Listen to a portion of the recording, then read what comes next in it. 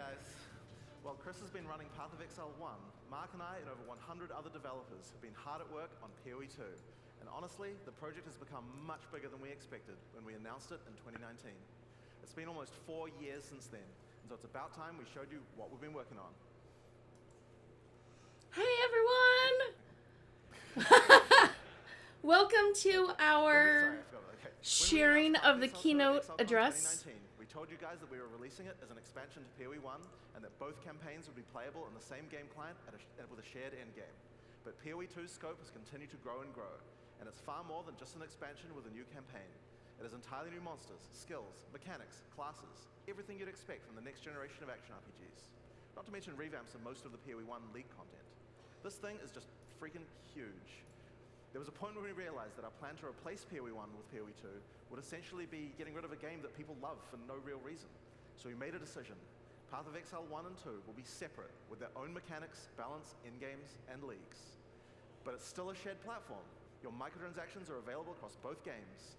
Everything you have ever purchased or will ever purchase in the future will be usable in both games unless it's hyper-specific to the content of one of them. You can't transform into a bear in PoE 1, so a reskin of your bear form isn't going to work. But you absolutely can equip the awesome armor set that you got and use all your stash tabs. So with that in mind, we'd love to show you a live demo of some of the stuff we've been working on. PoE 2 has come a long way. Mark here is going to man the PC. Hopefully he doesn't die. It is a live gameplay demo after all. Yeah, speaking of that, y'all. Oh my goodness, my computer melted and I had to restart in order to try to stream. It blew up.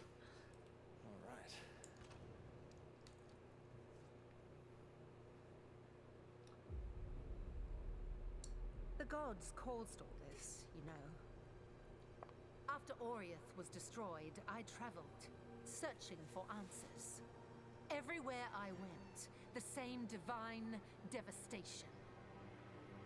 It must end. I will end it. And no exile will stop me. Okay, she was cool.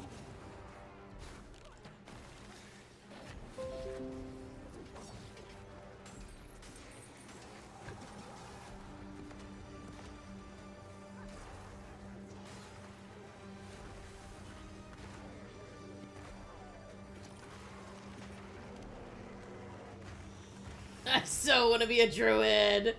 That is gonna be my class. I can't help it.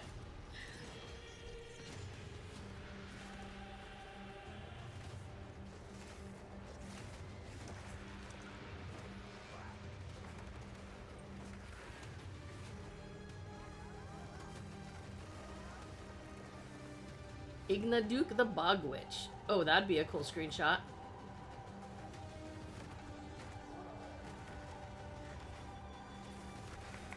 I gotta tell y'all, I am so excited for Path of Exile 2. I am going to be in it quite a bit.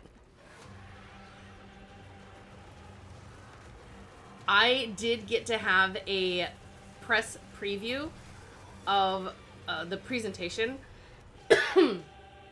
with gameplay. So we have a write-up ready to go as soon as embargo lifts of lots of things. Oh, here you go. This is all new though. 100 new environments, 100 bosses. Okay, I knew that one. Okay, that scares me. That's a lot of skills. That's a scary skill tree. This world will be reborn, no matter the cost.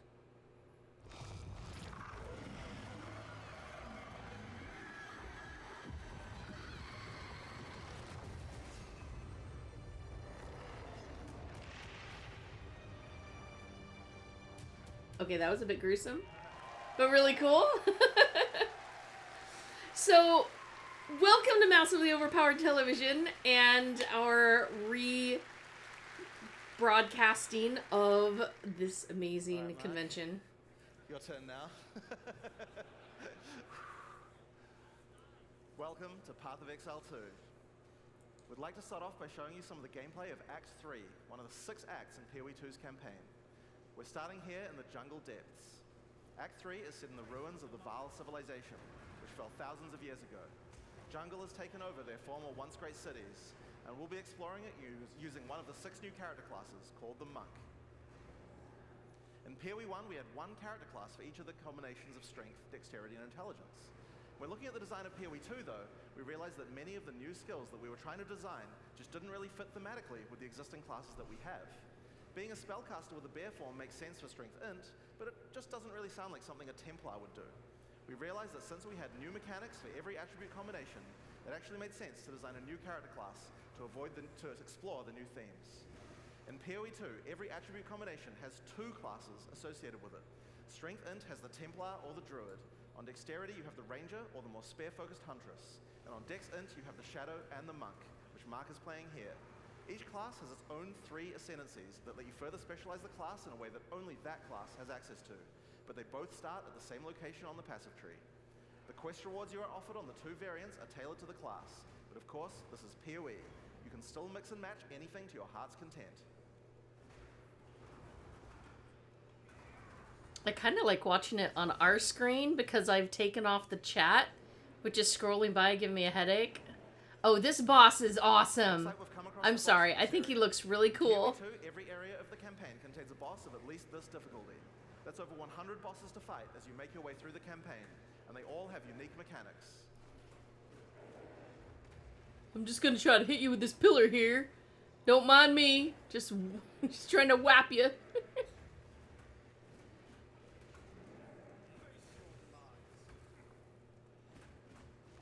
Oh, this guy has a As you've been watching from Mark fighting comment. you probably noticed that melee combat in PoE 2 is a very different feel than before. We've done a lot of things to add mobility to combat. Practically every melee skill in PoE 2 has some kind of movement built into it. But the Monk in particular is a melee fighter who specializes in mobility over brute strength.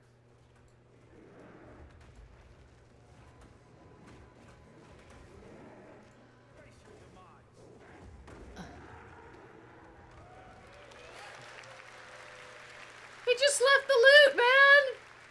There's a law against that. Blue markers over enemies. Mark is a skill equipped called Killing Palm. Whenever an enemy has a blue indicator over it, it means that the monster has low enough life to cull with Killing Palm. Successfully executing the cull will give you a power charge. This is an important skill for the Monk, since many of his skills interact with power charges. One of the great things about this skill is that it has a built-in dash forward, which makes it much easier to target the skill right at the point where you need it. We've done a huge amount of work in PoE 2 to make using skills like this feel satisfying. If you're accidentally targeting slightly off the monster, the skill will automatically lock onto the cullable target, and it will even do a small amount of pathfinding around obstacles. We really want to make sure that when you've got an opportunity to use the skill, nothing is going to get in your way. Once you have some power charges, you're going to need some skills to power up. A great follow-up is Falling Thunder. Falling Thunder without a power charge just creates a relatively small lightning AoE in front of you. But if you do it with power charges, it turns into a pack clearer with a large number of extra projectiles. One thing to notice here is that, like almost every melee skill in PoE 2, Falling Thunder has a little bit of extra movement built in, just in case you need it. Use the skill within range and you just do the flip in place. You use it at a larger range and your character will move forward while executing it, getting you into position without any time penalty. In PoE 2, you also get a short period to redirect your target.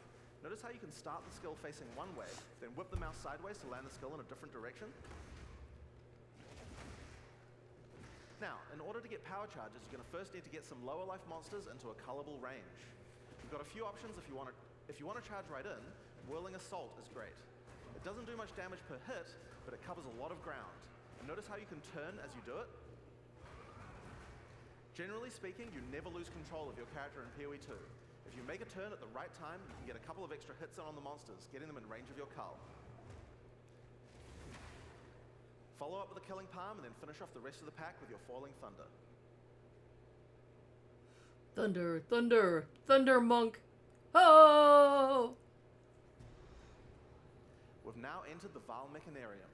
This is the place where the Vaal built the various constructs that they relied on to power their civilization. Now this is a find. A Vaal ruin that hasn't been looted? I wonder why nobody's been in here before. One useful feature we've added is the ability to call in NPCs to where you are to give you more information or help you with quest objectives, rather than always having to go back to town. In this case, we've called in Alva to find out what to do. It's like an insta-human wiki. If powered with a small soul core, it could open that door. There should definitely be soul cores somewhere around here. They had to power these constructs somehow.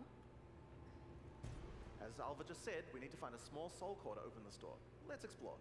If you want to shave off some life without getting too close to some of the more dangerous monsters, a great option is Wind Blast. Wind Blast also doesn't do too much damage, but it keeps enemies back. The closer they are, the farther they're pushed back, so it's a great option for keeping smaller but higher damage enemies at bay. Note that the bigger the enemy is, the less they'll be pushed back, so trying to push back some giants isn't going to be as effective. And there's the soul core. Let's get back to the door. Okay, we got some ad stuff going on here. Okay. Consider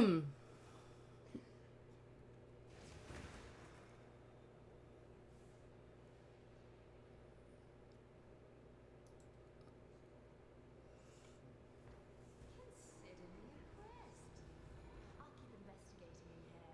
Bring me in if you find anything else. Now, if you need to defeat tougher enemies, it might be time to break out some of the ice skills in the monk's arsenal. Glacial Cascade creates a wave of ice that moves slowly in front of the player. It's pretty ineffective against fast-moving monsters because most of the damage occurs right at the end of the wave, and so a lot of monsters will just walk right by it. But if you can find a way to make a monster stop at just the right place, it can be very effective. In order to do that, you're probably going to want to freeze some monsters. The monk has a few different tools to do this. A fairly simple option is to get right in the monster's face with Ice Strike.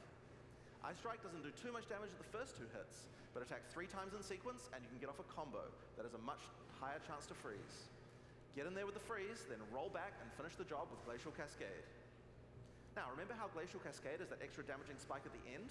If you hit a frozen enemy with that spike, it shatters the ice on the enemy and does a devastating amount of damage.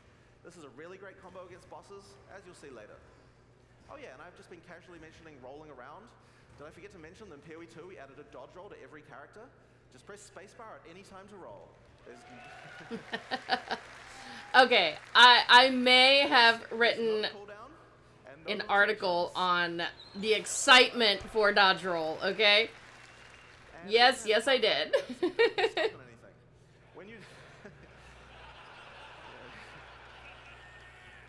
When you dodge roll, you're not invulnerable. If something hits you, you're going to feel it, but most things aren't going to hit you.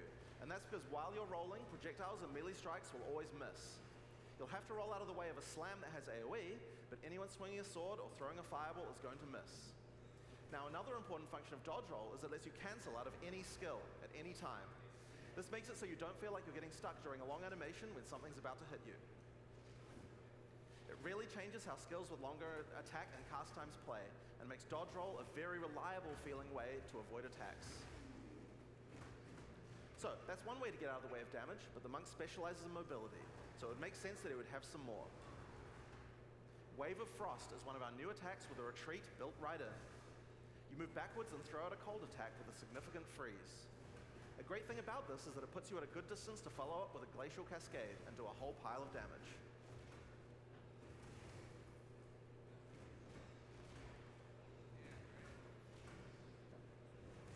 See, lightning and ice, I might like the monk. Melee though it is. You know? But death becomes you. There it is! Because I want that saying. I'm gonna have to try a monk, even though my heart is set on druid.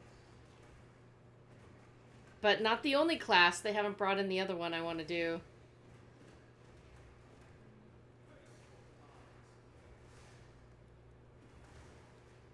Oh wait, I think they already mentioned it, but I better be safe and not. Another skill you can use to get some extra freeze is Shattering Palm. Shattering Palm is a palm strike that puts a small ice bomb on the target. Kill or deal enough damage to the target and the bomb will explode, doing some damage and a significant freeze.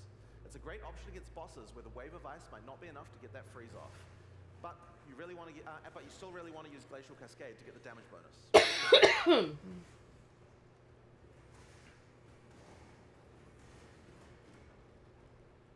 This makes me think of my Frost in Warframe. Skill that consumes power charges. If you've played PoE 1 before, you know what to expect.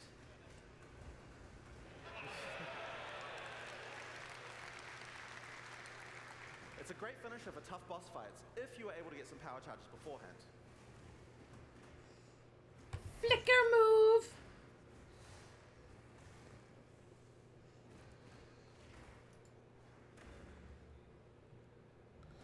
Yes, Hexadian alt-itis is gonna rear its head. Go. Speaking. I can speak.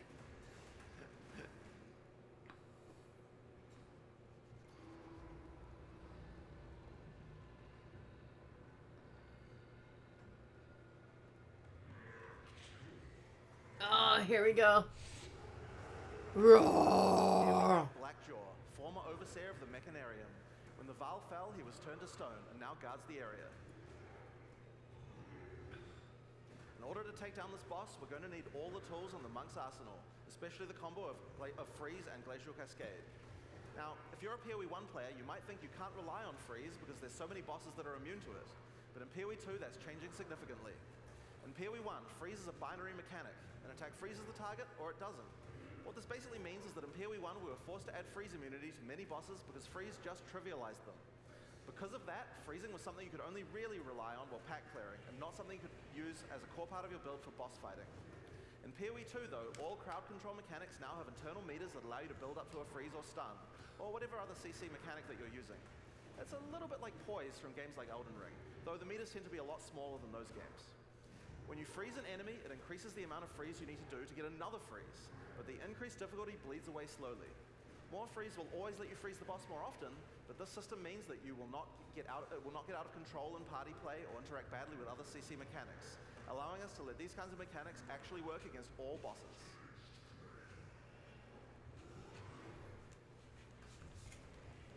I like seeing that there aren't going to be, you know, CC immunities on the bosses, especially if your build is built in with CC, right?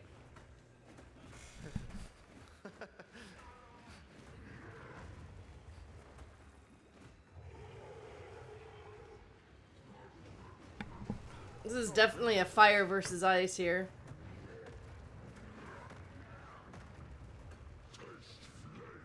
Dodge, baby, dodge.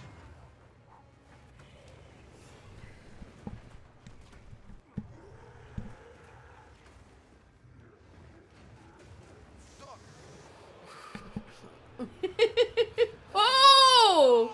No! Ah!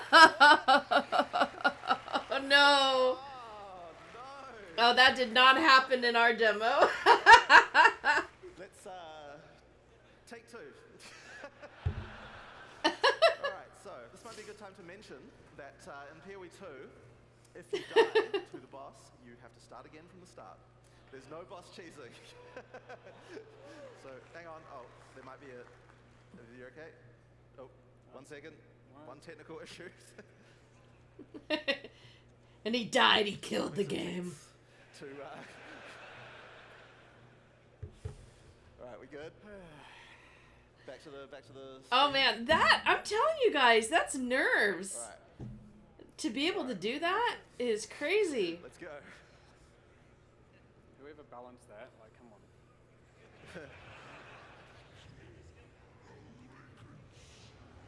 Okay. I'll let you know that he did a fabulous job beating him in our demo. So... But he only had to do that to a room of press, not... not a theater absolutely packed with a ton of people. I'm gonna be the kind of person who accidentally dodges all the time. I am gonna have like a reflex. Spacebar, spacebar, spacebar, spacebar, spacebar. My thumb is just gonna be hitting it constantly.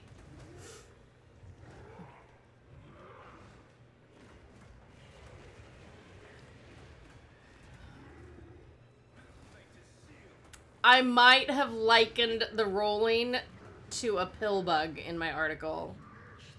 Okay, I'm just gonna... I mean, I might have said PvP has its bunny hopping, and now Path of Exile has its pill bug rolling. I might have said that. You can't prove it until it's published, but I might have said that.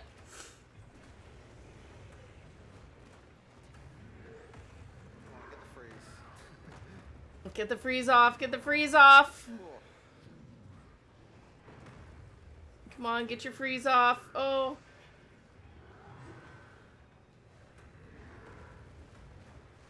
Come on, can you get an ice bomb on him?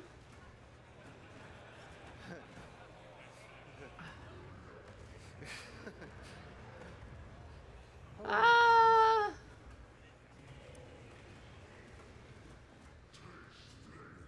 Oh yeah. Come on. Nice. Got it. Got it. Oh, stay.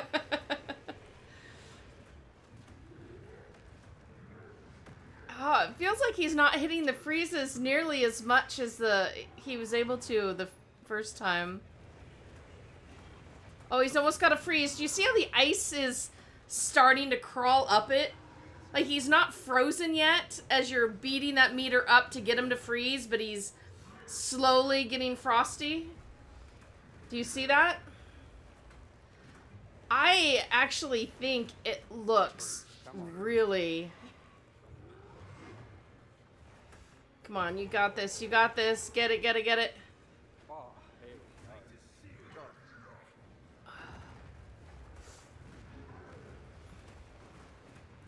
I mean, maybe it's just how that boss looks, but I see the ice continually building on it until it gets fully iced. Ice, ice, monkey. No, no, no, no, no, no, no, no, no! Don't mind the dev language. Come on, come on. Come on, get it, get it. Oh, almost froze. Come on. There you go. After this, after this, after this. No, no, no, no, no, no, no, no. Get him. Okay. All right. Woo! All right. Oh. Oh. All right. Second time's the charm. So, Black Draw has dropped a consumable quest item here called the Flame Core. It's a permanent +10 to Spirit. In PoE 2, we really want to make sure that you feel rewarded for exploration. It wouldn't be much good if we made all these awesome optional bosses if we didn't have something great to find for killing them. One of the things you might find for killing a boss is permanent stat bonuses for your character. I wonder what spirit is. I also realized that in their description this time, it's a little different. It's different. Mark will have to find his way to the exit the hard way. This is, I died. This is no longer rehearsed at all. He's gonna find his way out. Oh, where is it?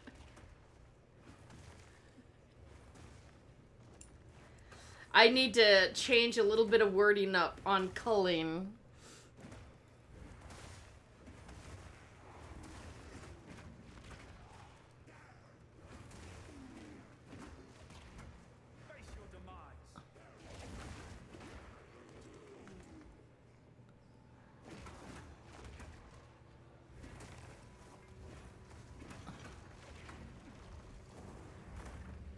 I feel like I would misjudge how far away that ice spike needs to be, right?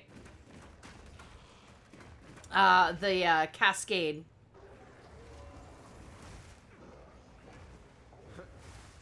I would like just miss it every time, I'm afraid.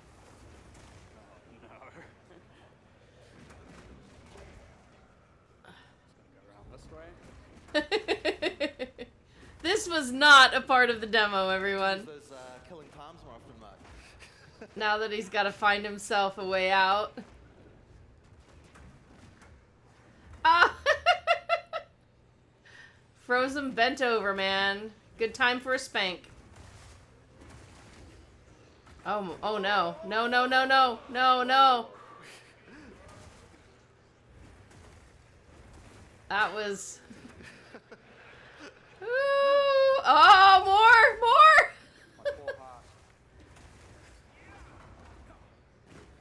What about the wind, the pushback?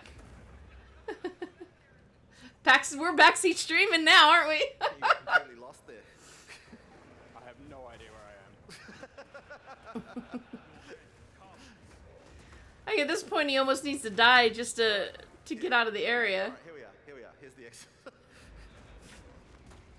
gonna die to these sentinels somehow.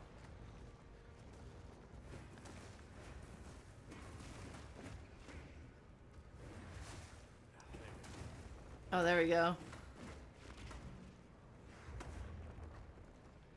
Alright. Let's go right through. Alright. That's what happens with live. In order to help with the next area, we're going to call in a sorceress. I'd like to welcome Octavian to the stage, who's going to join the party with Mark, so they can play through together.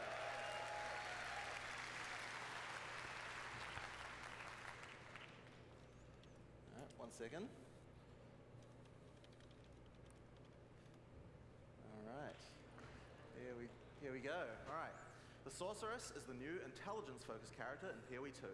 While the witch focuses more on occult magic and summoning, the sorceress is themed around pure elemental destruction. Elementals!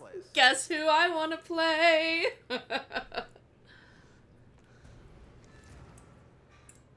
I see fire and I see rain. With this, we could power the canal systems. But it isn't charged.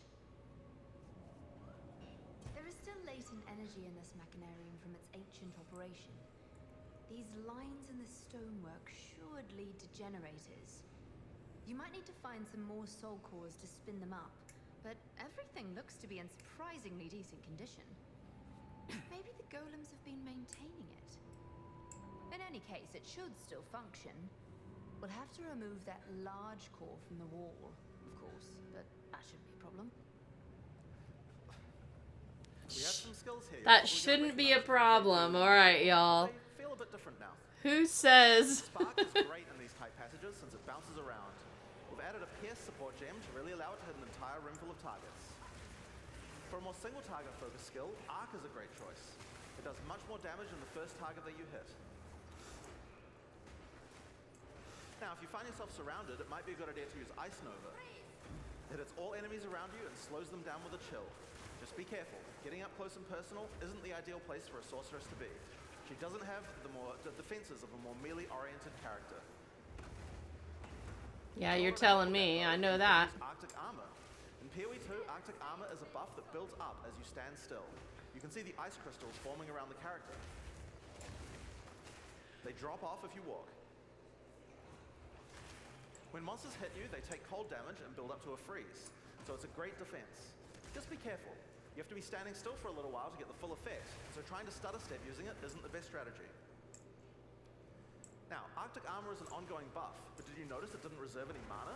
How does that work? Well, we were pretty sick of the fact that in PoE 1, basically every character was playing with no mana pool, so we decided to change the way that reservation works. In PoE 2, there's a new resource called Spirit. Spirit is a dedicated resource that you can use for ongoing effects like Arctic armor, heralds, auras, and minions.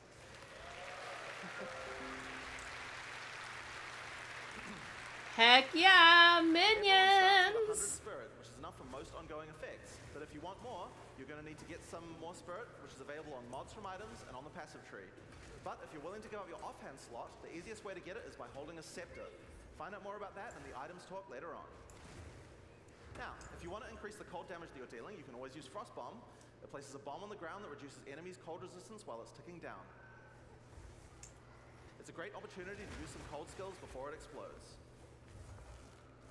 And speaking of cold skills, a great skill to use on monsters with lower cold resistance is Comet. This is a new skill in PoE 2 and it hits pretty damn hard. It costs a lot of mana and has a really long cast time, but it's worth the wait. It does a devastating amount of damage. To help you out of danger, your character moves back slightly as it casts. It's pretty hard to hit fast-moving opponents, but it's great on tougher enemies that stand still, or even a larger pack if you're further away and can predict where they're going to move. Now, if you run out of mana casting too many of those, I guess in an emergency you could use your free-to-cast Fireball. So where did that come from, you ask? Well, this is a great opportunity to explain the way that we've changed caster weapons in PoE 2. Now in PoE 1, Yeah, I love this part too. Nobody used. And because they had that, they also had a bunch of attack mods that would spawn in them that were useless to a caster. In PoE 2, we wanted to clean that up. So each staff now comes with a built-in free-to-cast spell. Yeah, buddy! Just Give me free fireballs and listen to this next part. away to your heart's content. Now this particular staff is the base type that you'll get right on the starting beach. So it's Spam! quite likely that you'll have outgrown it by now. So that's why we've also made a lot of staves with more utility-focused powers for casters to use. Here we have a crystal staff. It has a pretty cool built-in spell called Unleash. Using it slams your staff on the ground and will allow you to triple cast whatever you cast with your next spell. Now, of course, what you're probably going to want to use with that is something powerful, and Comet is a great option. Pretty sweet! You'll notice that Unleash is one of the few skills in PoE 2 with a cooldown. In general, we really try to avoid using cooldowns because we really hate the feeling that combat is just waiting to cast your next spell. But it does make sense for Unleash since it's free to cast, and it's something we want you to use situationally anyway. Now, if you're facing something tough, you might need to try out Mana Tempest. Mana Tempest creates a circle of power which your character literally hovers over the ground. While in the circle, your mana drains, but it powers up all your spells. Lightning projectiles will fork, beams will chain further, and you also do a lot more damage.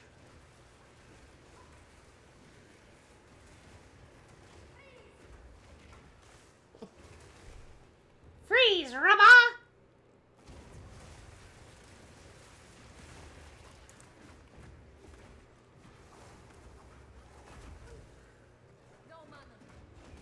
No mana.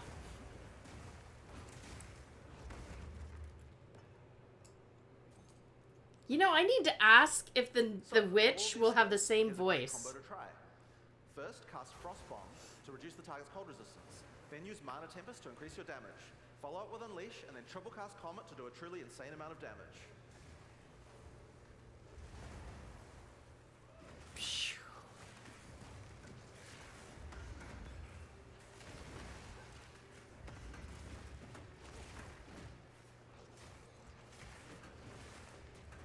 Where those ghosts come from? These ghosts. Yeah. I wonder why. This Whose rare fault is that? This rare monster has dropped an uncut gem, and that's a great opportunity to talk about how skill gems drop in PoE 2. Instead of dropping specific gems, you can find uncut gems. Just right-click on them and pick whatever skill you want.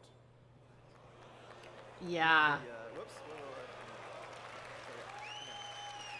Look at that. This is also something I found really exciting. The gem will come pre-leveled to the level of the area that dropped it. It's a lot easier to change between skills in PoE 2. Let's look at this. Which one do you want? This time I think it might be cool to grab one of our meta gems. Meta gems are skills that can have other skills socketed into them, changing how they work. In this case, we're going to select Cast on Shock. Now, let's equip this thing in the skill screen and choose which spell to trigger with it. I think Comet might be fun. Now, because Cast on Shock reserves Spirit, we'll need to first disable our Arctic Armor. We have to decide if we'd rather have the extra defense or the extra offense of the Cast on Shock using our Spark. In PoE 2, trigger gems use a system of filling up cast time on each trigger. Basically, if a skill has a short cast time, it will trigger really often. And if it has a long cast time, like this Comet here, it will take a lot longer to trigger. You can see on the top left corner, that there's a counter that shows you how long until the next trigger.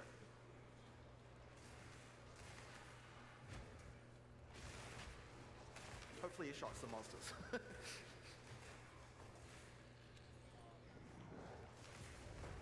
There we go. And there you have it. That's using Cast on Shock. We've automatically cast Comet whenever we're using our lightning skills.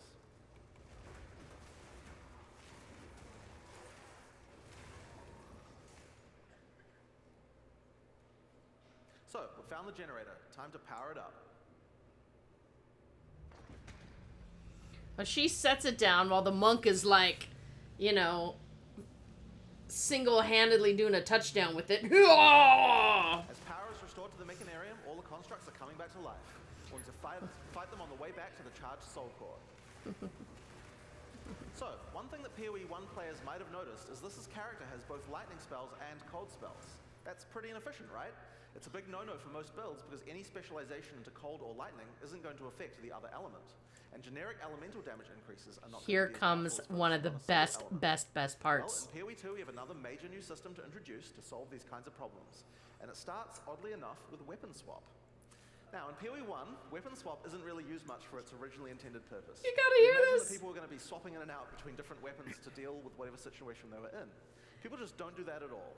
And a large reason for that is because it's really, really awkward. In PoE 2, we wanted to solve all of that. The staff Octavian is using here has an ice mod on it that makes it great for when he's using his ice spells. But we would also like to be able to make sure that this build works just as well for his lightning spells. If Octavian equips his previous staff in his second weapon set, you can see that it appears on the character's back. Now, we're going to open up the skill screen. Oh, If this is the Octavian best opens part. skill options for his lightning skills. Watch You this. can see here that you can choose which weapon sets are usable with each skill. First, we uncheck set ones and they're used by his lightning skills. Then we go through the cold skills and turn those off with his lightning weapon. Oh, this is so Take a great. second. If I can remember where they all are. Yeah. Now, when we use Spark, the character will automatically switch to the lightning staff on his back and then use the skill. And when Octavian uses his Ice Nova, his character automatically switches to his Ice Staff before using it. Isn't that amazing? Oh my goodness. I titled that article "The Amazing New Skills of Dodge Roll and Weapon Skill Swapping," which set to use, or both if you don't mind which. because There's a very short time penalty to switching, so it can be good to leave some skills on both sets if it doesn't matter which weapon set you're using. But we still have a problem. Passives. Wouldn't it be nice Here if it you specialized comes. in both cold and lightning passives on the character? Well, in PoE 2 you can. you can. Oh. Hopefully Mark can deal with those monsters while we do this demo. Yeah, you deal over there, and we're You can see that we are close to both a cold and a lightning cluster. At the top right of the screen, you can see that we have some weapon set specific points to allocate. If Octavian holds shift, he can allocate set 1 to the cold passives, and then allocate set 2 to the lightning passives. Isn't that sweet? Now, You don't have to choose one or the other. Watch when we use this. our weapon swap, the skills allocate changes Woo! from one build to Back the and other forth, automatically. back and forth. Auto swap. So whenever we Auto cast the swap. appropriate spell, the character's passives reconfigure on the fly to the correct build for that spell. Yes. Now you can't do this with every single passive on your tree. Only points granted from skill books will allow this kind of dual specialization. So you're not going to be changing from a mace slamming warrior into a fire elementalist with the press of a button. But it certainly increases the number of options you have for builds. There's a huge number of places where the system can shine. You can augment your dagger shadow build with traps, or have a great curse set up on your witch with one spec, and then move to your chaos debuff spells with the other, for example. It really opens up your options. Now, For another people fun like me who meta can't route is decide, Barrier Invocation. like, which element I want to do. This works a little bit like the trigger gems I talked about Seriously? before, but this one charges up as your energy shield is hit by monsters. We're going to put an Ice Nova in this one. They, like, made this for The more energy MJ. shield I'm you telling lose, you. The more charge builds up. Just get that one equipped there. Yep. So yeah, the more energy shield you lose, the more charge will build up until the point you're able to cast the socketed skill instantly. There we go. So you lose some, so you lose some energy shield, and at just the right time, invoke Ice Nova to cast all the stacked up copies in one instant cast. If you keep losing shield, you'll build up even more charge for even more casts. So it's a great defensive option in an emergency.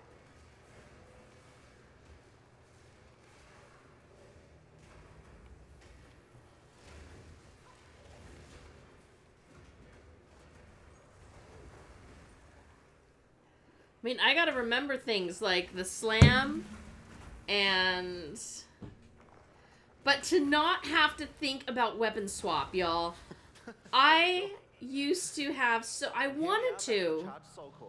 All we have to do now is take it. Yeah, they already suspect something, don't they?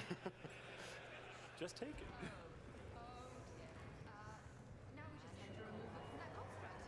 Alva, what the?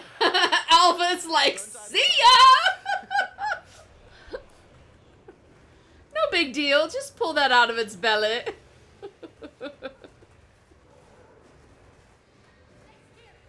Frozen? Nice.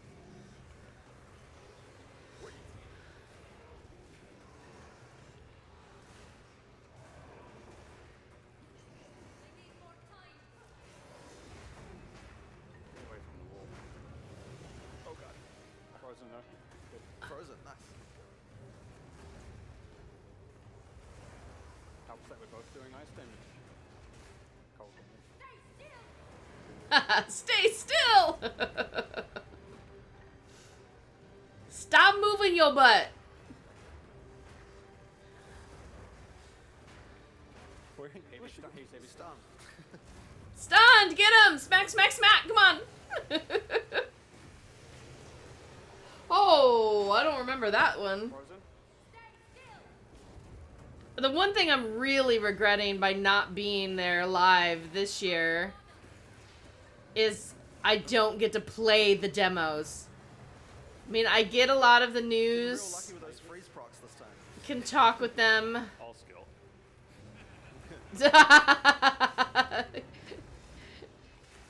Yeah, he's freezing so much better this time. Oh, Frozen!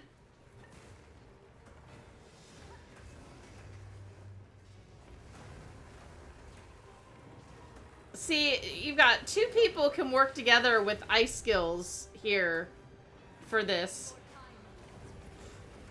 I haven't seen a there's a comet. Okay. Holy crud. Ah! Get away from him. Get away. Triangle. There's the triple comet. Oh. Oh, look out. Charlie. Nice. Bravo. Woo. So that's Path of Exile 2. These areas, as well as around half of each of the first 4 acts, are available to play at the 3 demo zones around ExileCon. Yeah, I don't get to go play it, man. Oh. The demo. Just remember, it's a different game than before. It's a lot harder. You're probably going to run the first pack of monsters and just die. I really recommend you read the signs. They have good advice on how to combine your skills effectively. And remember, dodge rolls on spacebar. Use it. You're just going to die otherwise. So your next question is likely to be, when is the beta? Well, we're in our last year of development, but we're still finishing acts, adding skills, and balancing everything. The closed beta is going to start on June 7th, 2024. Set the date, folks. And we're incredibly excited. I got a date right here. Well, as long as I can stream it. We're determined not to rush this and make sure we get everything right. In the meantime, there's a lot in store for PoE 1. I'll hand back over to Chris, and he's going to talk about what's coming up.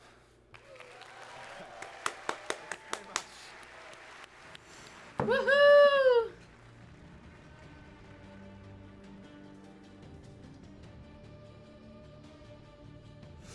And here comes Chris. I have known this guy for 10 years.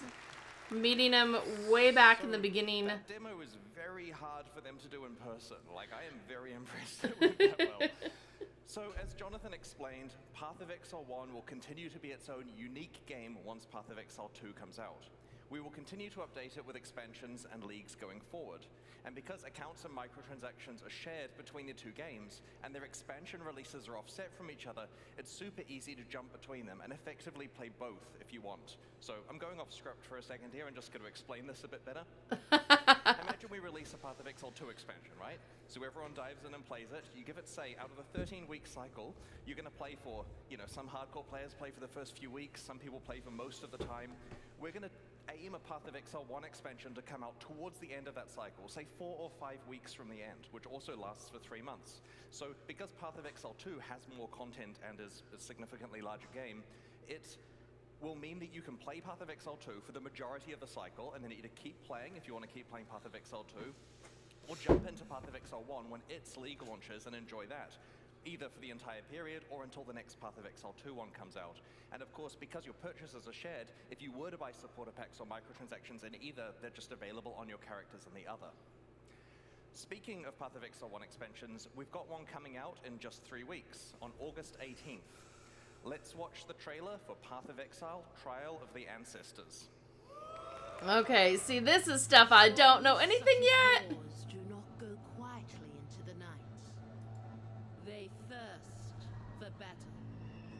They yearn to prove themselves.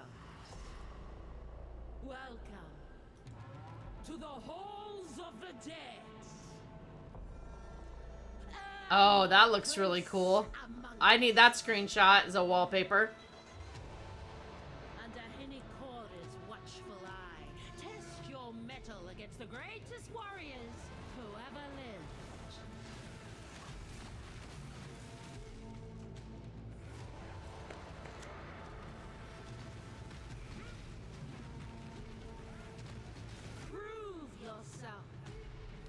trial of the ancestor.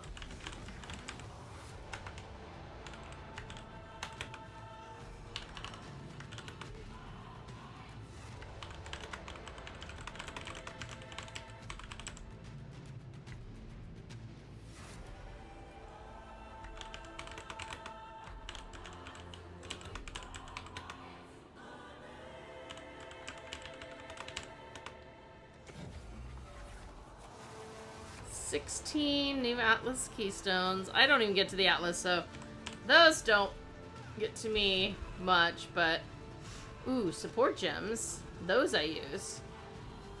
A Guardian has been revamped. A Chieftain.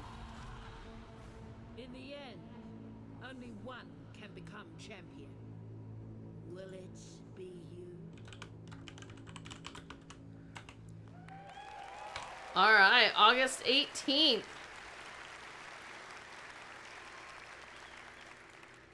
In the Karui afterlife, the fallen chieftains of each tribe participate in a tournament called the Trial of the Ancestors. You will journey to the afterlife, assemble your own team, and enter the tournament to battle those chieftains and earn valuable rewards. As you play through areas in the Ancestor Challenge League, you'll find tradable silver coins. Using them will take you to the Karui afterlife, where you will encounter Navali, who you may remember from the Prophecy League. Each coin allows you to play a match of the tournament. You start the tournament with a basic team consisting of 3 warriors. The tournament is double elimination, meaning you're allowed to have 1 loss without consequence. A second loss eliminates you from the tournament. Your team will compete against 10 other tribes, and you choose who you're going to challenge next out of the teams left in the tournament. When you start a match, you see the configuration of the enemy team and get to place your team of warriors on the battlefield to challenge theirs. You and your party of exiles will play alongside your warriors.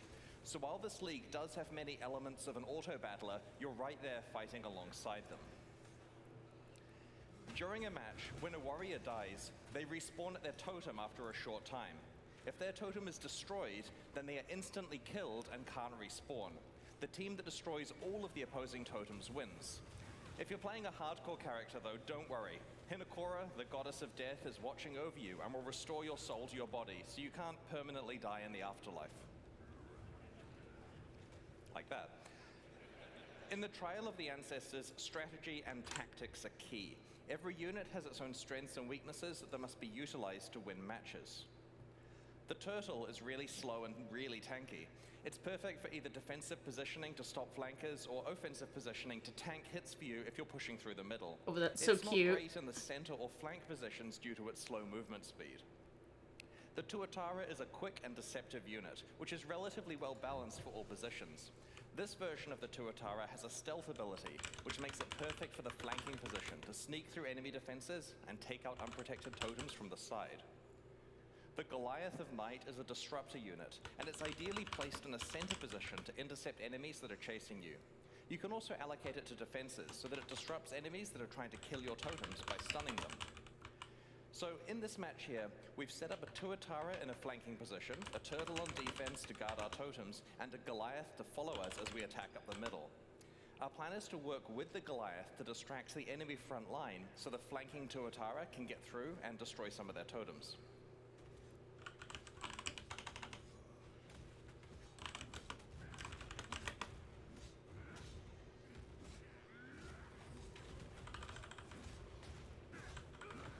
Teamwork.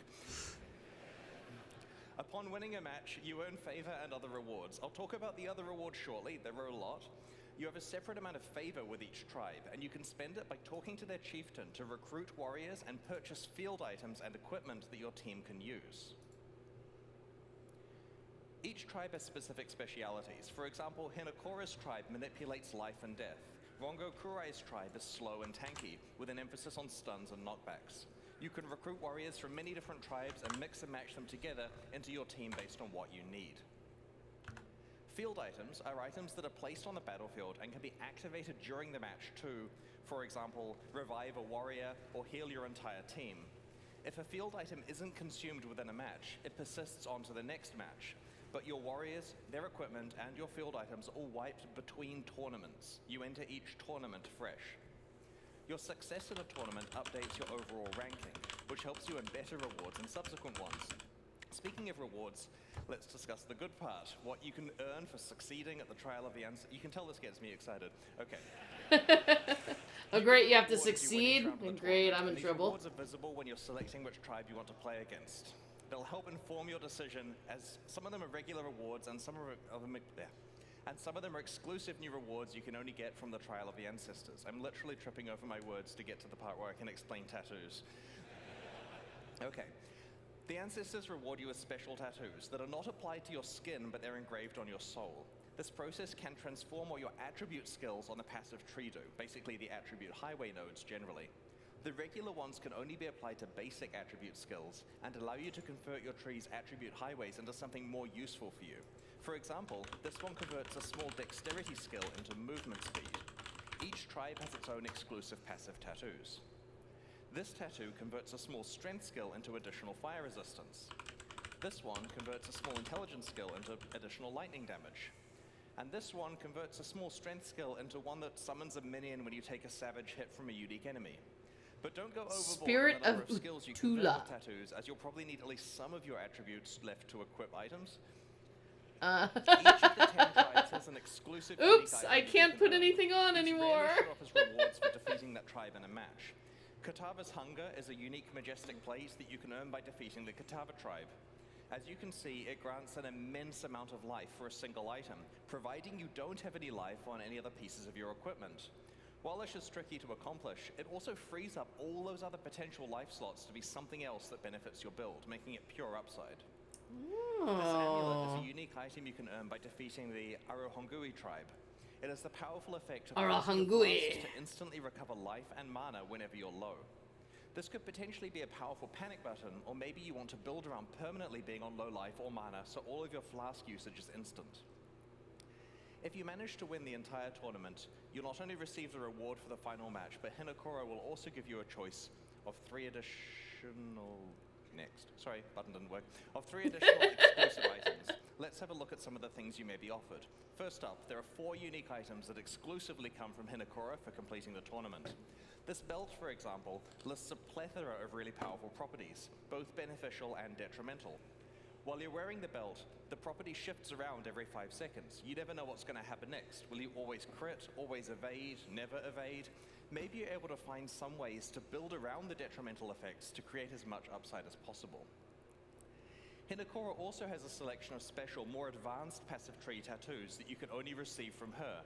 This one transforms a 30 intelligence notable attribute skill into one that increases the level of all of your intelligence gems. You're only allowed 1 copy of the specific attribute combination tattoo on a tree. Hinokora can also award you with a new type of item called an omen.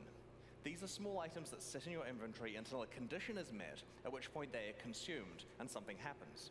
In this case, when you reach 25% life, your flasks are all replenished. Now don't worry, each player can only consume 1 omen per combat area, so you don't have any reason to fill your entire inventory with them. This one creates a portal on death. We made it for me. It won't try to save your life, but it will save you some time. This one grants you Soul Eater when you level up. That's It's great. definitely worth carrying around for that occasional massive power boost. Omens are tradable but hard to get, so use them carefully. I shudder to think about how much this one is going to be worth in the presence of those incredibly rare unique weapons from 320. Now note, going off script again here, back in the day, when we had stuff like the Prophecy and so on that let you upgrade to rare forcibly on a specific base type, we had to block the good items by putting crap uniques on the, sorry, I meant upgrade to unique. We put crap uniques on that base type so that you couldn't get it every time. Well, we stopped doing that, so a lot of the uniques that were upgraded in 320 are just the only thing on the base type. So items like this let you deterministically get something quite valuable, hence they are quite rare. The most exciting one, though. Finally, Hinokora can offer you a lock of her hair. This is a very special currency item that lets you foresee the result of using another currency item to craft something. This means, for example, you can know whether it's worth exalting your item because you'll know exactly what the outcome is. Hinokora's lock will slot into your crafting pipeline with powerful consequences. Really? The Trial of the Ancestors offers a wide selection of valuable new rewards as you complete matches and tournaments. We really look forward to seeing what strategies you develop for building, equipping, carefully placing, and playing alongside your tribe. So that's the new Challenge League, but Path of Exile New expansions became more than tribe. just a new league every 3 months. In each update, we also augment Path of Exile's endgame and shift the metagame with new gems and balance changes. This expansion is no exception. I'm going to explain the other changes in a medium amount of detail. I'm conscious that we have both new and existing players. For new players, I'm going to try to include some extra content to help make the changes more understandable. You can find out all the detail in the patch notes and other information we'll be posting in the few weeks before release. Let's start with how the Trial of the Ancestors expansion expands Path of Exile's endgame. In December last year, we released an expansion called The Forbidden Sanctum, which introduced the Sanctum Challenge League. This league was a roguelike game set within Path of Exile where you would randomly explore a randomly generated sanctum one room at a time, alongside your regular play. You'd pick which rooms you wanted to explore out of several options and accumulate beneficial boons and detrimental afflictions that made your run easier and harder, respectively. Not only did Sanctum work really well as a league, but it also had the potential to be added to Path of Exile as part of its core endgame content, alongside systems like mapping, delve, and heist. Well, in this expansion, the Forbidden Sanctum is back.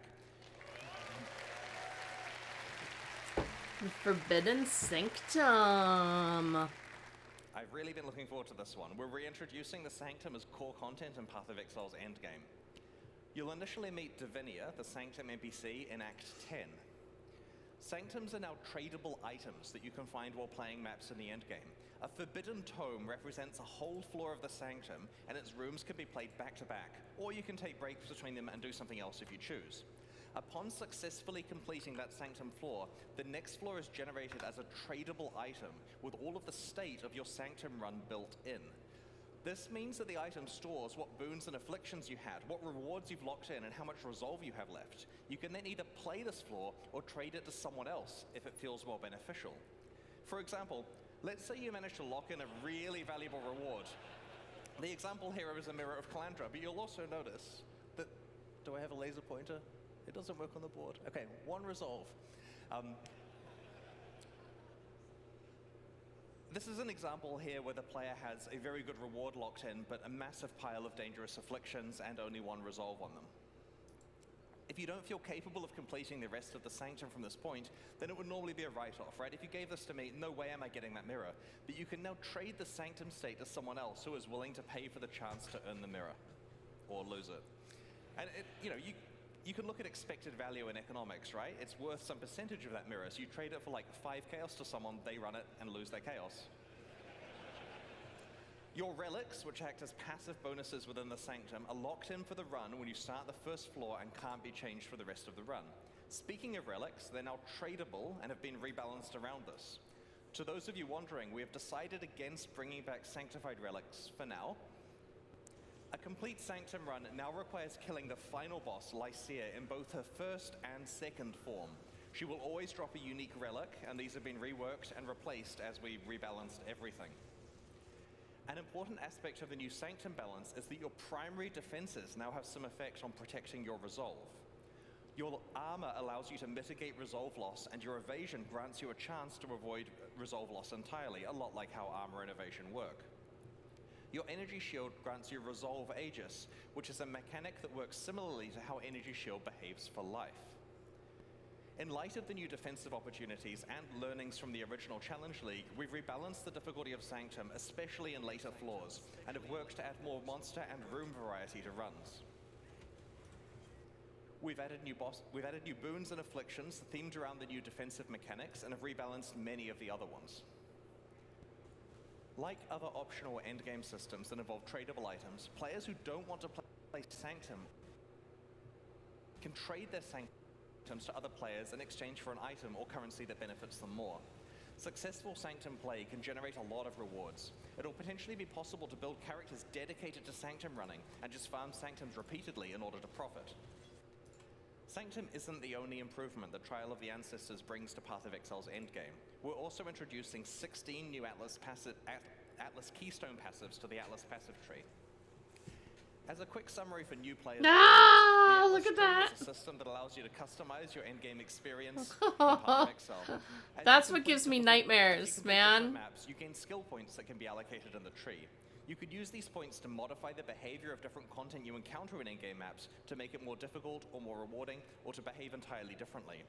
The system allows you to double down on the content you enjoy and avoid content you don't. Keystones are really impactful passives that totally change how endgame systems behave. Usually they have an element of give and take and require you to come up with new strategies to take advantage of them. Each of these 16 new Atlas Keystones changes how you might interact with Path of Exile's endgame. Let's have a look at some of them now. We will reveal the rest of them before the release of Trial of the Ancestors in a few weeks. Extreme Archaeology completely changes how you play expedition encounters. Instead of placing a series of regular explosives, you now place one gigantic explosive. One. Every single chest or monster in the blast radius is affected by every remnant in that I want to radius. see. Oh. Oh my gosh. Ah! Oh, that's great. Speaking of the dead makes it so that tormented spirits can possess you rather than possessing monsters, Oh no. boosting your stats instead. While possessed, you can touch monsters just like a spirit can, making them stronger and more rewarding. It's kind of getting silly at this point, isn't it? Blight is like a tower defense minigame inside Path of Exile. The Cassia's Pride Keystone makes it so that Blight monsters take significantly less damage from players and significantly more damage from Blight towers. This basically lets you go all in playing it like an actual tower defense game. Because we can. Lucid Dreams makes it so that Val's side areas in your maps are no longer corrupted, meaning that you can use currency items to change their mods. That's right, when you encounter a Val side area, the Keystone lets you craft it.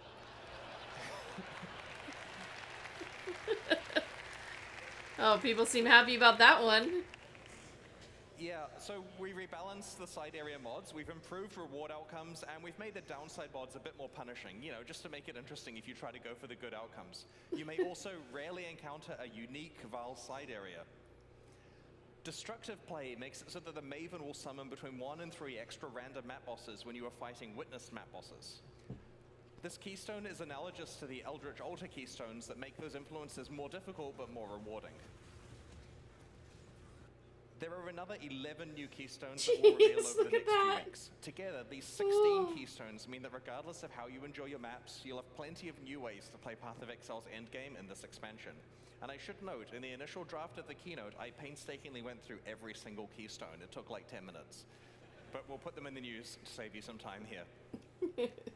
In the Trial of the Ancestors expansion, we're shifting Path of Exile's metagame in several ways. The first is by introducing 14 new support gems, which are designed to take existing categories of skills and provide entirely new ways to play them. For full information, check the final gem hovers when we post them in the next few weeks. Let's have a look at a handful of these support gems now. In Path of Exile, war cries usually buff your party but don't directly hurt monsters.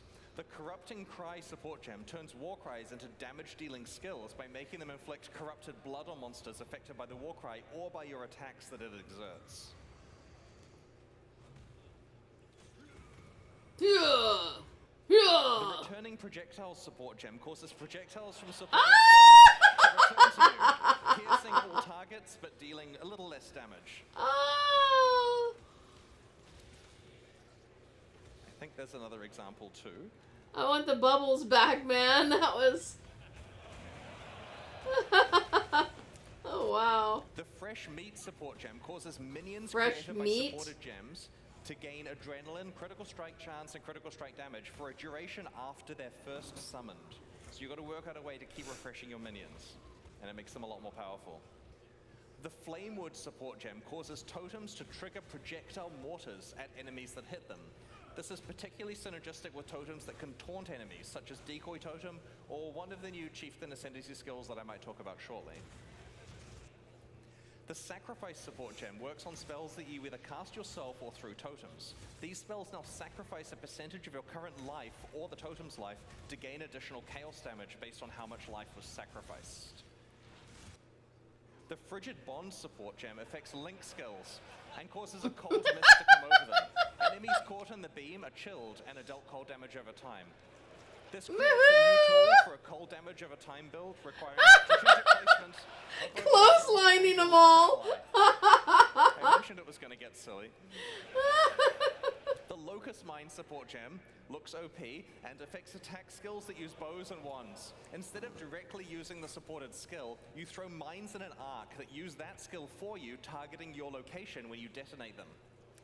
In addition to these gems, there are another set that we'll be revealing over the next few weeks. In addition to the 14 new support gems, our balance work for the Trial of the Ancestors involved us revamping 2 Ascendancy classes. These are the subclasses that you can specialize in as you play through Path of Exile's campaign. Each main character class has 3 Ascendancy classes available. In the last expansion, Crucible, we overhaul the Pathfinder and Saboteur. This time, it's the Guardian and Chieftain, which are specializations of the Templar and Marauders, respectively. While we were very happy with the theme of the Guardian, it was falling behind the power level and popularity of other Ascendancy classes. Our changes in this expansion have modernized the class and will present you with more relevant build opportunities than before. Brace yourself. Okay. Modernize, huh? Path of Exile 102. Harmony of Purpose can power up parties using link skills. Time of Need now completely cleanses and heals you every 4 seconds. Radiant and Unwavering Crusade both fully embrace the Holy Summoner theme by giving you access to some exciting new types of minions that are exclusive to this Ascendancy class. We have this picture on the announcement page, pathofexile.com/ancestor, for you to scrutinize. Next. I'm not reading over that whole thing. You go read it yourself. Pathfinder, the Chieftain has received the Saboteur treatment. To be honest, we were unhappy about many aspects of this Ascendancy class in its old form, and so we have completely redesigned it. You can play it now. It's basically an entirely new Ascendancy class with the same name and art and a new way of approaching its themes. Its new skills let you, among other things, cause enemies to explode, turn off enemies' fire resistance while you're stationary, convert passive skills to apply to fire damage, and have your fire resistances apply to your cold and lightning resistances. I'll just give you a sec more to read. All right, that's on the site too for you to check out. There you go. Blink and you'll miss it. To celebrate the release of the Trial of the Ancestors, we'll be hosting a boss kill event. To enter, create a hardcore solo self-found character in the Ancestor League and race. Yeah, I'm solo. Never doing hardcore solo self-found. Unlike the last event we ran, this one is not a ruthless event. We'll post more information about the event and its prizes in the news before release. Best of luck to everyone. For the Ancestor Challenge League, we're launching 2 new series of supporter packs, the Shade and Disciple packs. Each tier contains the pack's full face value and points, alongside several exclusive microtransactions. These packs are only available for the duration of the Ancestor League and will leave the store forever when it ends. As always, the microtransactions in these packs are purely cosmetic and do not affect the character's power or progression in any way, despite how cool they look. The Shade series of supporter packs contains 6 exclusive microtransactions. Alright, the Sarcophagus back attachment imprisons an unspeakable evil that struggles to break free. Nearby monsters send it into a frenzy, and enemy deaths provide it with souls to feast upon. Oh, it's feasting souls? The Stygian Waypoint shackles visitors to your hideout in chains, yourself included. These chains are just cosmetic though, and they break as soon as you move. It would supposedly be a gameplay advantage to be able to imprison people. The Ferryman's armor set is so full of trapped souls that some of them try to escape. Moving while wearing the boots will leave souls in your wake trying to break free. Oh, gruesome! The Infernal Portal opens a gate to the Netherrealm when you approach. This prompted a lot of internal discussion about whether using Hellfire to heat your hideout is actually safe and practical. The Demon-bound crafting bench allows you to enslave a malevolent entity to craft items for you. Be warned, it has a sharp tongue and will mock you mercilessly. You shamed me for such a paltry use. The Nebula character effect causes items you pick up to orbit you in an ethereal cloud of loot. Oh, that's... The Disciple series of supporter packs also contains 6 exclusive microtransactions. Look at Dog. Look at Dog! Oh my god! Put that in the top pack. The Hero's Landing Finisher effect summons a marble statue from the heavens to execute unique monsters you defeat. You decide whether it's the sword or the huge lump of rock that actually kills them. The Bell Tower map device heralds the opening of a new map with a peal of bells. Start to run out of portals though, and it will reflect your desperate situation. This is fine. The Cathedral armor set I reflects get the light- feeling they had a reflects lot of light fun through your making character, creating these. beautiful patterns on the ground around it. If your life gets low, it responds in kind. The Observer Diamond Flask summons a tentacled mass that fires its eye lasers at enemies you critically strike while the flask is active. Again, cosmetic. The Currency Orb Charge effect lets you pick from a number of different currency types to replace your charges with, as long as you've used that currency item anytime from today onwards. Some people, we have to store it in the database, right? Some people will show they can be part of the exclusive club of players who have actually used a Mirror of Calandra. This effect also causes your charges to display in town. So the theory is you go use your standard mirror, which we all have, right? The Faithful Hound Pet is a very good doggo, and it knows a few tricks. You can command it to sit, roll over, or play dead. And yes, Good boy. you can pet the dog. Aww. These new packs are available right now. They at know the right pathofexile.com way to do /purchase, this. And purchases like these directly fund the ongoing development of Path of Exile 1 and 2. Meanwhile, the Lithomancer and Enchanter packs leave the store forever at the launch of Trial of the Ancestors, so now's your last chance to purchase them. There's some good stuff in those too. Thanks for your continued support. The fun part. For the last ExileCon, we developed a special card game that encapsulated the full... Yeah, arc of I Path of need Exile more over the course of the cards, event. man. Players could defeat monsters, progressively upgrade their items, use currency items to craft their equipment, find and run maps, and eventually defeat pinnacle bosses to earn rewards. It was a whole lot of fun, and we've had so many requests to run it again. So this year, we're proud to bring you the 2023 version of the ExileCon card game. Oh, I'm bummed. It even includes a challenge league. In your swag bags, you'll have found a box of ExileCon cards, and then a gentleman outside will have asked to purchase them from you for real money. If you have any cards left, you can use these to challenge GGG staff members who are walking around ExileCon as monsters. They'll be wearing t-shirts showing the monster's stats, which include symbols for their attack and defense. Using the cards in your deck box and those you accumulate by defeating monsters, put together one set of armor, one weapon and shield, or a two-handed weapon, and an amulet and 2 rings. To defeat a monster, the damage on your weapon has to be equal to or larger than the defense of the monster, and the defense on the armor and shield have to be equal to or larger than the attack of the monster. It's that simple. There are some wildcard symbols. It's explained on the rules in the box. Rings and amulets are pretty hard to find. I'm really and they can be bummed used I for don't either get to get attack more or of my defense. deck anymore. So to attack a monster, politely approach a staff member wearing the shirt, introduce yourself, and show them the set of equipment you want to use. If your symbols match, then you'll have defeated them, and they'll give you a reward and remove some of the durability from your items. They do this by clicking the card, so if you want to keep the card pristine, don't necessarily attack someone with it. It will get damaged in combat.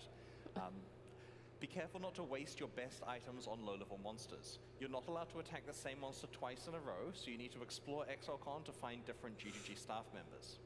You can get maps by defeating monsters. It really sounds like he's calling them Jujubee staff members. Device to run them and progress through the tiers. On the back of the box is a list of quests. As you complete quests, you can visit the crafting bench on the top floor to receive rewards for completing those quests. While you're there, you can also use your currency items to modify your equipment. I mentioned that this year's version of the card game introduced a challenge league. That league is Delve. Accumulate sulfite and bring it to the Delve wall. Sorry for the bad photo, it's hard with lighting. On the middle floor. Each sulfite card you hand in allows you to explore one tile of the Azurite mine. You'll all be working collaboratively throughout the event to delve deep into that's the mine, really find cool. the monsters that lurk there, and uncover its treasures. And I feel really bad for the poor people that had to hang 3,000 cards on that wall. You may eventually be able to challenge the pinnacle bosses if you manage to get really far in the card game. I'm the Searing Exarch, Jonathan is the Eater of Worlds, and Mark is the Maven. Defeating any of the 3 of us will reward you with a Mirror of Calandra enamel pin. This pin is exclusively available for winning the card game and won't be sold in the merchandise shop. Each person can only receive a maximum of 2 mirrors, and when they run out, we can't give any more out, so try to win the game early. The reason for 2 is a very typical Path of Exile reason, 1 for you and 1 to trade. Alright, it's almost time to go and experience ExileCon 2023. Aside from the card game, we've prepared a full weekend of activities for you. There's a busy roster of talks and interviews on the main stage and the streamer stage. We've posted a schedule at pathofexile.com/ExileCon so you can see what is happening when and where. The schedule also includes information on meet and greet sessions. Our special guests this year include a roster of many of your favorite streamers, but also some game development industry friends we've met over the last 16 years. We're proud to once again welcome the creators of the Diablo series, David Brevik, Max Schaefer, and Eric Schaefer, as well as Travis Baldry, who you may know from Fate, Torchlight, and his popular fantasy books, or even the books he's narrated. They'll not only have meet and greet sessions, but are also participating in an action RPG roundtable discussion alongside me and Eric tomorrow on the stage. In all of the developer talks and panels, ExileCon attendees will be able to scan a QR code on their phone to submit questions for the speakers to discuss in the panel or on the Q&A section of the talk. The Path of Exile 2 ExileCon demo is a large one, and you may want to play it multiple times this weekend. In each session, you can pick from one of 4 character classes, which start at various points throughout the first 4 acts of Path of Exile 2's campaign. Around half of each act is included in the demo, and your session time is limited to 45 minutes before you have to let someone else have a turn. Remember, as Jonathan said earlier, this demo is hard. Read the signs that explain how your skills combine together. Dodge roll is your new friend. You should also swing by the Path of Exile mobile demo at the chill out area on the top floor and check out its progress. It's coming along really well, and we'd love to get your feedback on it. We've created heaps of new Path of Exile merchandise, which is available at our merchandise shop. I'm also on the missing middle the floor. merch. We've made 17 new t-shirts, which include a few from our community t-shirt design competition. We've created a range of 24 enamel pins. You'll have found a random one in your swag bag. If you approach me and I'm wearing a pin, feel free to swap for the one you've got if you'd like. Happy to trade. You can purchase the others in the shop. As mentioned before, there's also the super exclusive Mirror of Calandra pin that is only available to winners of the card game. Maybe you're able to trade for a full set. There are 2 new posters. One is the Atlas Passive Tree, and the other is the Periodic Table of Currency. I want that! In addition to reprinting the incredibly popular Oh, Celestial Cat socks, we've also introduced the Chaos Orb socks. I bought the Celestial Cat socks, the last one. There's also a range of 4 desk pads to keep your play area tidy. You can check them out at the demo zone. We have a limited range of ExileCon 2019 merchandise available in the store as well. Make sure to hit it up early if you want some of this, because stocks of the older items are quite limited. We have plenty of new I have merchandise one of for those everyone, and I Roas, the think I purple might have one. underestimated that. The ExileCon livestream concludes tomorrow with our grand racing finale, where 4 players compete for up to $10,000 and the title of ExileCon 2023 Racing Champion. Afterwards, we're hosting an after party at 8 p.m. at the venue. If you're watching from home, please note that because there are multiple things going on at the same time here, and we can only stream one of them live, we'll be re-streaming 3 of today's talks tomorrow before the event starts. So to be clear, they're occurring here, people can watch them in person, but you can't watch them at that time because we're streaming something else. So we're going to re-stream those tomorrow in the 3 hours where it's way too early to do it in New Zealand, but you can watch them online from the States and Europe. This makes sure that everyone is fully up to date on all of the talks that have been announced about Path of Exile 2 before the important Q&A in the morning where you get to ask the important questions. If you missed out on attending ExileCon this year, we'll be at Gamescom in Germany in August and PAX West in Seattle in September. At both shows, the Path of Exile 2 booth will have our ExileCon demo available to play and a small team of Grinding and Games developers, incling me and Jonathan, to chat to, and we hope to see you there. Thanks so much. I'm gonna be at Dragon Con, so I can't go there. Have a great show, everyone. Ah! Oh my goodness. Well, what do y'all think?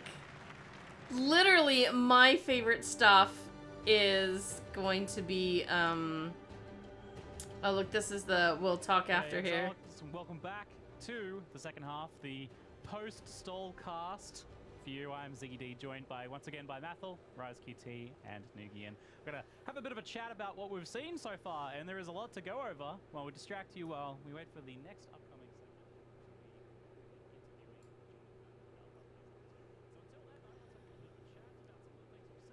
Ah. Things off with the separation of Path of Exile 1 and 2 into separate games. I don't want to hear what they want to say. I want to hear what you guys want to say. Yeah, apparently they didn't own enough of my soul, so like instead of just, you know, playing as much as you want of Path of Exile League, a few weeks here or there, you know, maybe half of it, something like that, and then maybe do some other things. Instead, you're pretty much locked in a cycle of playing of both versions now, with me Pretty much.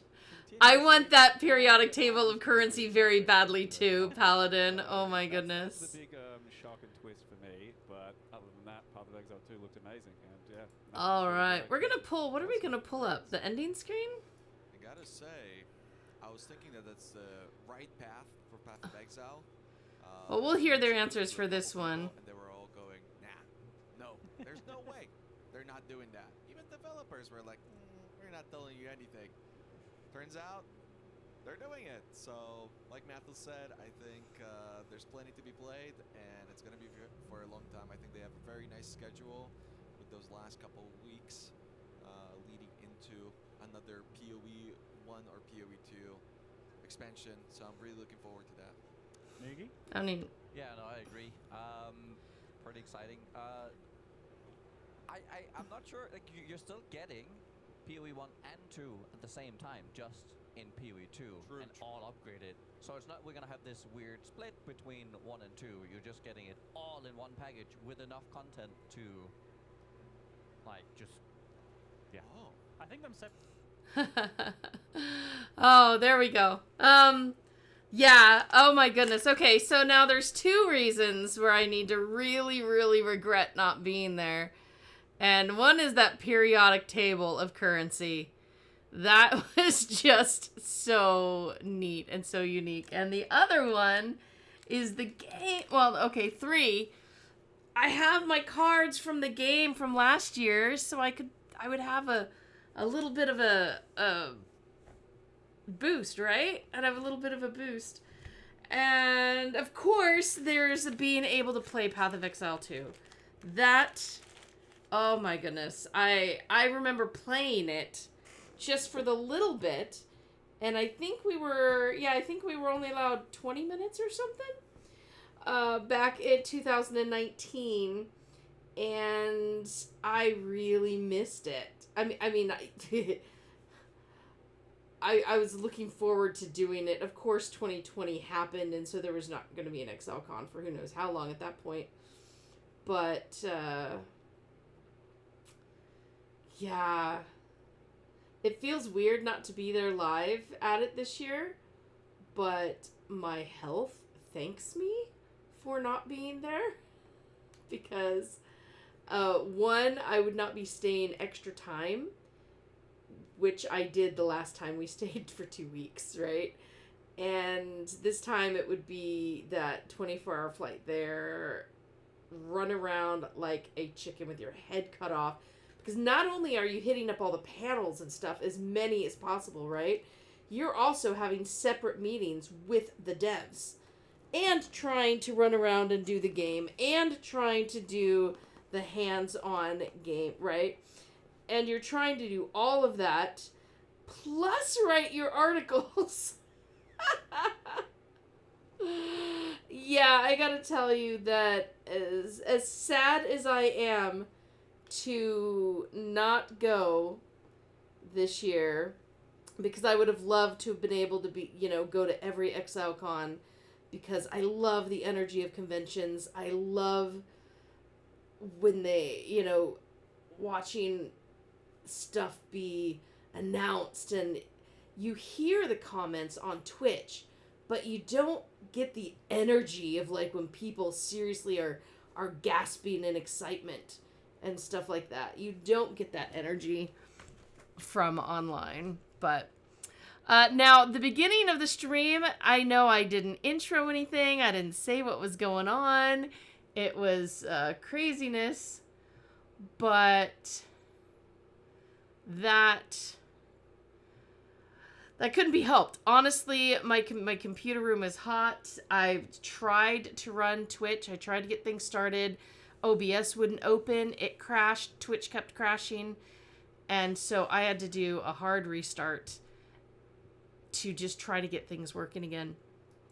But 7:30 has happened. My first write-up should be out, everybody. I will actually put a link to that in. And there will be 2 other pieces. So they gave so much information. You sat through that, right? You all heard what was going on, right? There is so much information that I could not put it in one article. I did, and it was like 5,000 words, right? It was insane. I had to cut it down because I was afraid people were going to go to sleep. Or I would like knock them out, right? So, although the embargo is up, we're not trying to spam you with all of them. So I think they'll be coming out about 15 minutes apart. The next one to come out should be my excitement for the weapon swap for dodge roll and passive skill swaps. I mean, how much easier could you actually make that, right? How much easier? All you have to do is hit the skill and it swaps it for you and it does its thing. Not like, oh, I gotta remember, wait, what was this swap? And wait, which skills did I have on which thing? And oh no, I've got to buy double of the skills that I want to put in each one. And of course, you're not even putting them in the weapons like you have to do for now. Because Path of Exile 2, all of your slots are like U-based. They're off on the side, they're U-based. And you swap your weapons in and out. And you've got a free-to-use, spammable, no cooldown, except for the Unleashed, spell on your staffs and your... Well, it should be on wands, too. It should be on all the caster equipment. So, really excited about that. I would love to hear what you guys are most excited about even more. And do let me know what best place to do that. You can actually do that on the stream. Look at that. I got my Raven Demon wings. Got my Raven Demon wings. Yeah, yeah, yeah. Oh, and for those of you who were watching here, if you watched a full hour, you also got the Raven wings. It did not have to be the official channel only. It could have been any participating live channel, which included ours, by the way. So, yep, you got it. It's going. It's happening. Woo-hoo-hoo.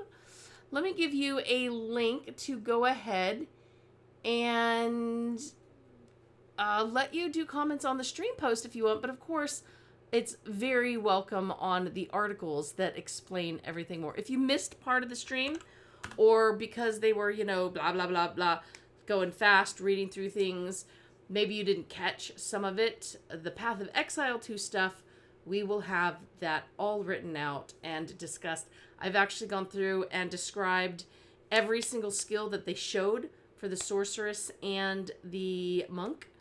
The only information I don't have is the new league and the new expansion because they didn't let us preview that. So that was all brand new.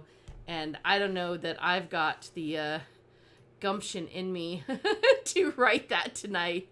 We're not going to talk about how much I've written today. That is going to be it for this stream because obviously it is... I feel like I should have been on the be right back screen, but like leave the words be right back off. Oh. Well, I guess it's all one page, so never mind. Because, that's a lot to digest. That is really a lot to digest. So join me as we continue over this weekend. Remember, if you watch 4 hours total over the weekend, you will earn the Heartbreak. Is it called the Heartbreak? Heartseeker portal. Sorry, not the Heartbreak portal, the Heartseeker portal. And yeah, we might try to host the different panels and stuff going on, but MJ likely will not be reaction streaming them. Although maybe she will. We'll see how that goes. Keep an eye on the stream team calendar because I'm thinking it's going to change up quite a bit. So we don't know about that. Tomorrow specifically, I do not think Sandbox Saturday is necessarily going to happen. We might do some more Path of Exile and ExileCon, or MJ might also collapse sometime in between there. We'll have to see. Thanks so much for your support, everybody. Thank you for being here, even though it was a bit hectic at the beginning. And thanks for just all the support. You guys are amazing. Oh, now I need to go in and, since it's off embargo, I need to put the gallery of all the awesome shots they gave me and put it in the post. So I better get my butt back to work. Have a great night, everybody. Please take care of yourselves. Stay safe. And I look forward to seeing y'all on June 7th next year. Path of Exile 2. Be there.